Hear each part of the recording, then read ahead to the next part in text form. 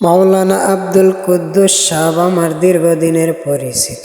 তার মাদ্রাসায় মাহফিল একদিন নয়, 2 দিন নয়, 3 দিন আসার পরেও যদি না যায় কি বলবে।